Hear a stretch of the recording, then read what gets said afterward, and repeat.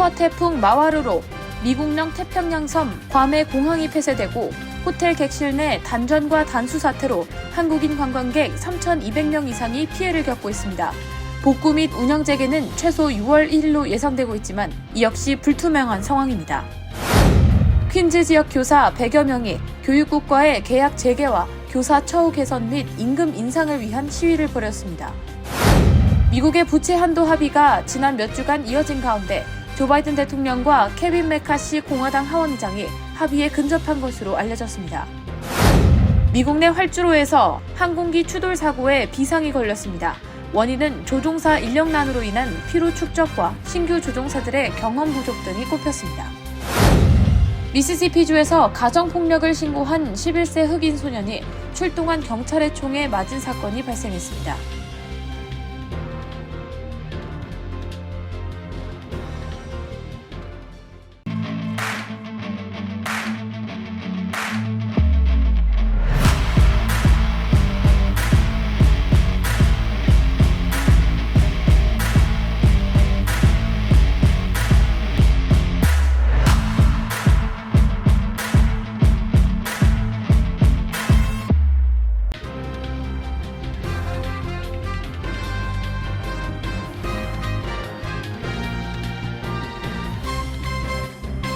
여러분 안녕하십니까? KBTV 뉴스9 이창원입니다. 제2호 슈퍼 태풍 마와가 태평양의 섬 괌을 강타하면서 현지 공항이 폐쇄되고 단전 단수 사태가 잇따르며 한국인 관광객 3,200명 이상이 큰 피해를 겪고 있습니다.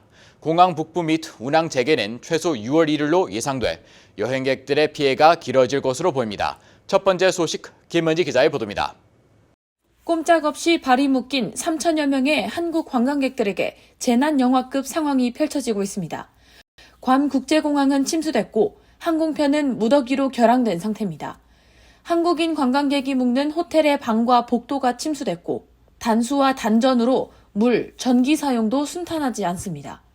일부 여행객은 객실이 사용하기 어려울 정도로 훼손돼 연회장에서 바닥에 수건을 깔고 밤을 새운 것으로 전해졌습니다. 현지 시간 26일 한국 외교부는 현재까지 부상 등 피해 보고는 접수되지 않았다며 괌 현지 당국과 연락하며 체류 중인 한국인 관광객 수와 상황 등을 파악 중이라고 전했습니다. 공항 폐쇄로 발이 묶인 데다 열악한 현지 상황으로 어려움을 겪고 있는 한국 관광객들은 괌 여행 커뮤니티를 통해 정보를 공유하고 있습니다. 일부 호텔은 음식이 제공되지 않아 마트마다 긴 줄이 섰고 비상약이나 아기 기저귀, 분유를 구하는 이들은 백방으로 도움을 요청하고 있습니다. 부모님을 모시고 여행을 간 이들은 음식이나 혈압약, 당뇨약 등 상비약을 구하지 못해 발을 동동 구르고 있으며 호텔로 현지인들이 몰리면서 숙박 연장이 어려워지는 상황도 닥쳐 노숙을 걱정하는 이들도 있습니다. 또한 여행객은 호텔에 고인물로 변기물을 채웠다. 물을 미리 받아놨지만 흙탕물이라 세수도 못한다고 전했습니다. 한편 현지 당국은 오는 6월 1일까지 공항 복구와 운항 재개 목표로 작업을 진행하고 있지만 공항 내부에 들어찬 물을 빼내고 활주로 상태를 점검하는 데 시간이 더 걸릴 가능성도 있다고 말해 여행객들의 피해가 길어질 것으로 보입니다. 한편 지난 24일에서 25일 괌을 강타한 태풍 마와르는 4등급 슈퍼 태풍으로 괌에 접근한 태풍 중 수십 년 만에 가장 강한 태풍으로 기록됐습니다. KBTV 뉴스 김은지입니다. 퀸즈 지역 교사 100여 명이 임금 인상을 촉구하는 시위를 벌였습니다.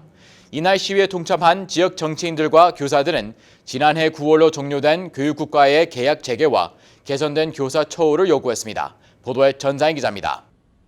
퀸즈 지역 공립학교 교사 100여 명이 퀸즈 보로홀 앞에 집결해 공정한 계약, 교사들에게 경의를 표한다 등의 피켓을 들고 교육국과의 공정한 계약 갱신을 요구하는 시위를 벌였습니다.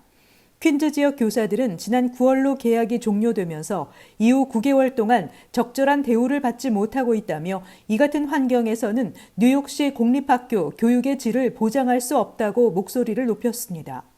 플러싱과 와이스톤, 베이사이드를 포함하는 25학군 교사 노조 대표 라마르 휴스는 교육국은 학생들을 교사가 제대로 평가하는지 점검하기 위해 수많은 검증 작업을 벌이고 교사 평가를 시행한다며 이를 위한 준비와 수업 준비에 시간이 턱없이 부족하다고 현 상황의 문제를 지적했습니다.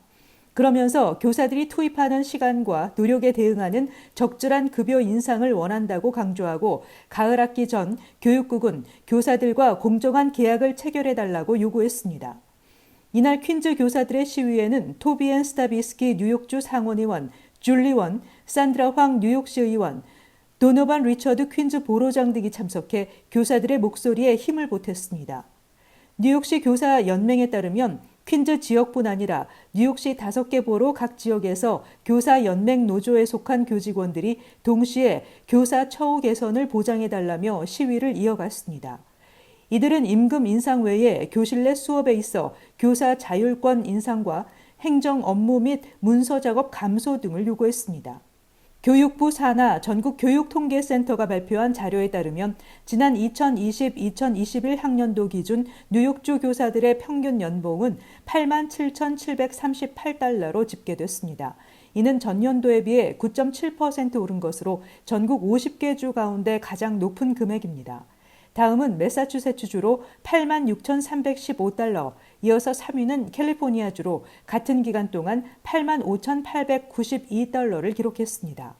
KBTV 뉴스 전상입니다. 미국의 부채 한도 합의 과정이 지난 몇 주 동안 세계 금융시장을 긴장 속에 몰아넣은 가운데 조 바이든 대통령과 케빈 맥카티 공화당 하원의장이 부채 한도 합의에 근접한 것으로 알려졌습니다. 전장희 기자의 보도입니다. 로이터 통신 등의 보도를 종합하면 합의안은 31조 4천억 달러로 현 부채 한도를 2년간 올리되 대부분의 지출을 제한하는 내용이 될 것으로 보입니다. 행정부와 의회가 재량권을 가지고 예산을 편성, 심사할 수 있는 재량 지출 가운데 국방과 보훈만 올리고 나머지 항목은 올해 수준으로 동결한다는 것입니다. 블룸버그 통신에 따르면 내년 국방비의 경우 바이든 정부의 요구와 비슷한 3% 증액 쪽으로 의견이 모이고 있습니다. 연방정부 통계에 따르면 2022년 미국의 재량 지출은 1조 7천억 달러로 전체 지출 6조 2,700억 달러의 27%를 차지했습니다. 재량 지출 가운데 절반 정도는 국방비입니다. 다른 소식통은 상향하는 액수는 총 1조 달러 이상으로 양측이 각각 주장하는 금액 차이는 700억 달러라고 밝혔습니다. 또 다른 소식통은 협상 참석자들이 국방비를 포함한 재량 지출 총액에 대해서 합의하지만 주택과 교육 같은 세부 항목은 의회가 구체적으로 결정하도록 둘 것이라고 설명했습니다. 이런 가운데 재무부는 현금 잔고가 바닥날 것으로 예상되는 6월 1일 이후 합의가 이루어질 가능성에 대비해서도 비상대책을 준비하고 있습니다. 월스트리트저널은 소식통을 인용해 재무부가 비슷한 일이 있었던 2011년 이후 만들어진 비상계획을 다시 꺼내들고 있다고 보도했습니다. 계획에 따르면 디폴트 이후에는 다음 날 정부의 청구서를 지불할지를 매일 결정하게 됩니다. 일부 기금 납부를 미루기 위한 준비 작업 가운데 하나입니다. 다른 연방정부 관계자들도 의회가 부채 상한선을 제때 올리지 못할 가능성에 대비하고 있습니다. KBTV 뉴스 전상입니다. 본격 휴가철을 앞두고 미국 내 활주로에서 항공기 충돌 사고에 비상이 걸렸습니다. 팬데믹 기간 조종사 인력난으로 직원들의 피로가 축적되고 신규 조종사들의 경험 부족이 원인으로 꼽혔습니다. 김은지 기자의 보도입니다. 여름 휴가철 공항 이용이 급증할 전망인 가운데 활주로 등에서 항공기들이 아슬아슬하게 충돌을 피하거나 스치면서 기체 일부가 파손되는 일이 잇따라 항공기 충돌 사고에 경고음이 켜졌습니다. 이는 특히 신규 조종사의 경험, 관제사의 훈련 부족 및 집중력 저하 등이 원인으로 꼽힙니다. 지난 1월에는 뉴욕 JFK 공항에서 활주로를 건너가던 아메리칸 항공기와 이륙을 준비하던 델타 항공기가 충돌 직전 겨우 멈춰 대형 참사가 일어날 뻔한 사건이 발생해 미 정부가 조사에 나섰습니다. 또 지난 2월에는 텍사스주 오스틴 공항에서 페덱스의 화물기가 사우스웨스트 항공 여객기가 이륙하다가 지상에서 충돌할 뻔한 적이 있었습니다. 이 두 항공기에는 총 131명의 승객이 탑승하고 있었습니다. 항공 관계자들은 코로나19 봉쇄가 풀리고 여행객이 늘어나는 와중에 신규 조종사들의 경험 부족과 관제사들의 집중력 저하 등이 겹쳤다고 지목했습니다. 또 코로나 기간 인원 감축에 직면했던 항공업계에서 그간 직원들의 피로가 누적돼 있을 것이라는 진단도 있었습니다.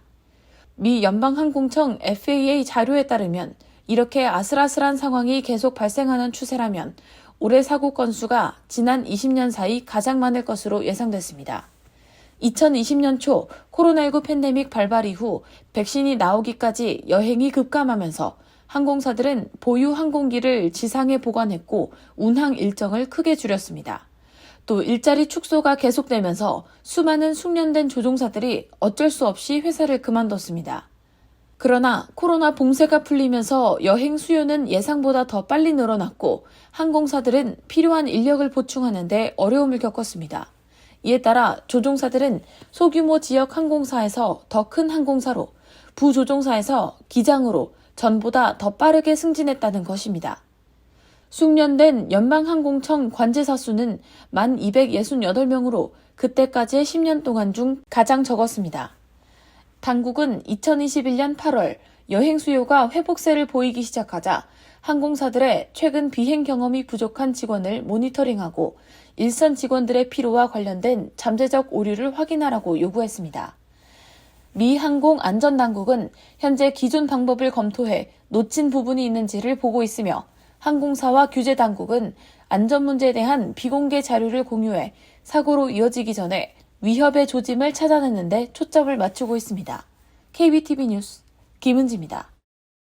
경찰이 신고자를 용의자로 오인하고 총격을 가하는 사고가 이어지고 있습니다. 미시시피주에서 경찰이 가정폭력을 신고한 11세 흑인 소년에게 총격을 가하는 사건이 발생했습니다. 전자희 기자가 전해드립니다. 미시시피주 인디애놀라에 사는 흑인 소년 에이드리언 머리 군이 가정 내 불화로부터 어머니를 보호하기 위해 9.11에 신고했다 출동한 경찰관에 의해 가슴에 총을 맞았다고 워싱턴 포스트가 보도했습니다. 머리 가족의 변호인인 카를로스 무어는 에이드리언이 총격으로 폐가 손상되고 갈비뼈 골절과 간 열상을 입었으며 산소호흡기와 흉관을 삽입한 채 전날 퇴원했다고 밝혔습니다. 머리 가족과 미시시피주 지역사회는 에이드리언에게 총을 쏜 경찰관을 해임할 것을 요구하고 있습니다. 무어 변호사에 따르면 에이드리언의 어머니는 에이드리언의 이부 형제 아버지가 격분한 상태로 집에 찾아오자 에이드리언에게 휴대전화를 주고 경찰에 신고하라고 했습니다.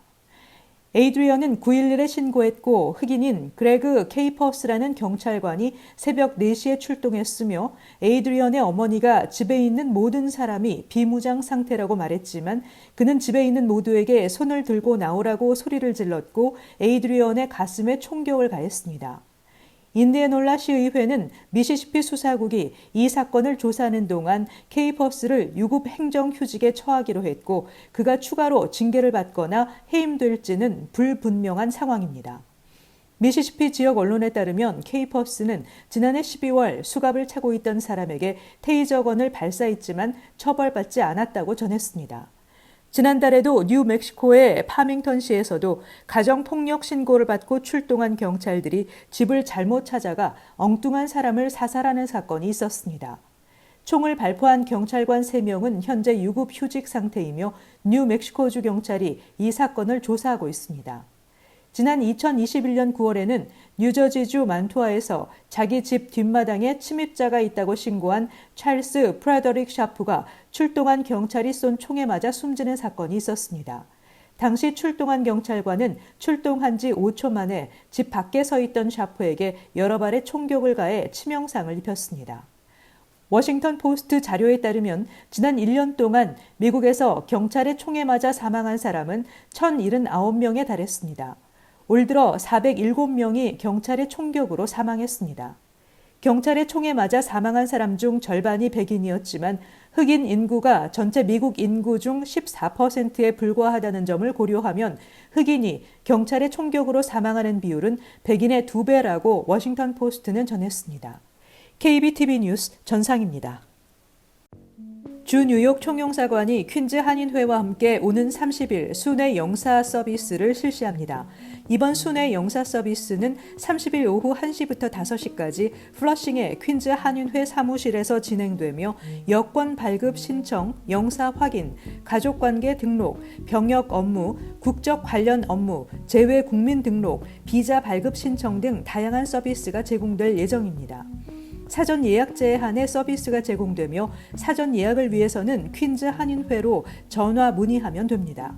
여권 업무와 일반 영사 업무 각 20명씩 총 40명이 예약할 수 있습니다. 전국 소비자 불만 접수 사항에 따르면 지난해 소비자 관련 기관에 접수된 불만은 약 60만 건에 달했습니다. 가장 많은 소비자 불만이 접수된 분야는 신차 및 중고차, 판매, 수리 분야입니다. 자동차 관련 불만 건수는 7년 연속 가장 많은 비중을 차지하고 있습니다. 두 번째로 많은 불만이 제기된 분야는 주택 수리 및 개조 분야였습니다. 이어서 크레딧 카드 빚과 관련한 불만도 많았습니다. 이외에도 온라인과 오프라인 리테일 제품 구매, 집주인과 세입자 간 문제 등이 꼽혔습니다. 질병통제예방센터가 최근 익히지 않은 쿠키 반죽을 먹고 살모넬라균에 감염된 사례가 잇따르고 있어 쿠키 생반죽 섭취를 자제할 것을 권고했습니다. CDC에 따르면 6개 주에서 적어도 18명이 쿠키 반죽과 관련해 살모넬라균 감염 증세를 보였으며 그중 2명은 입원 치료를 받았습니다. 이들 가운데 9명은 유명 피자 체인점 파파머피스에서 파는 쿠키 반죽을 먹었던 것으로 보고됐습니다.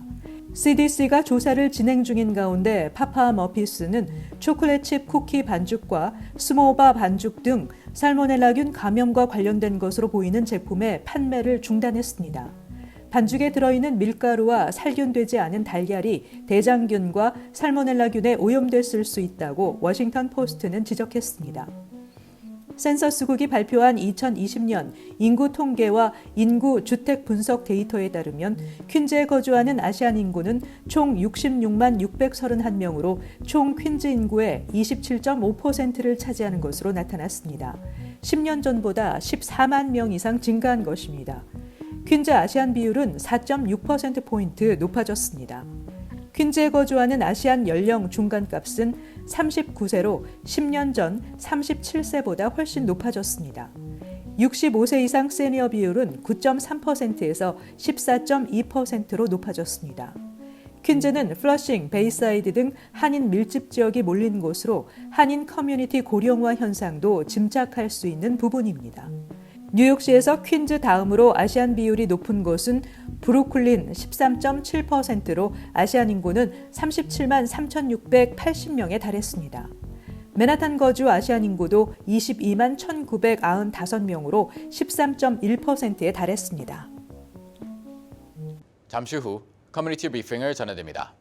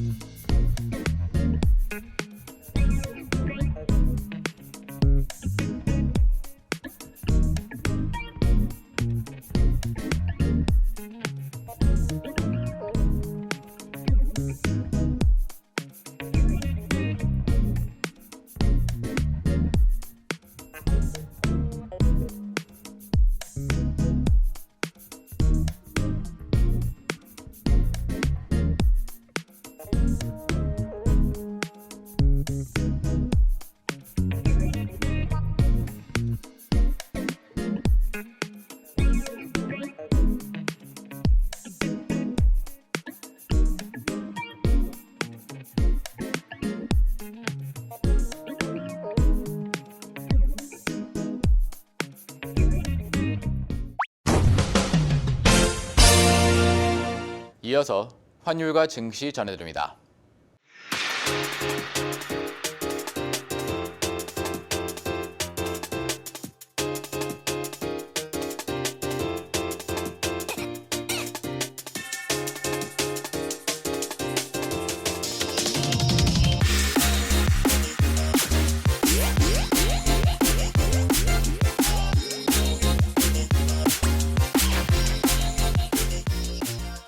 잠시 후 뉴욕과 뉴저지 날씨 전해드립니다.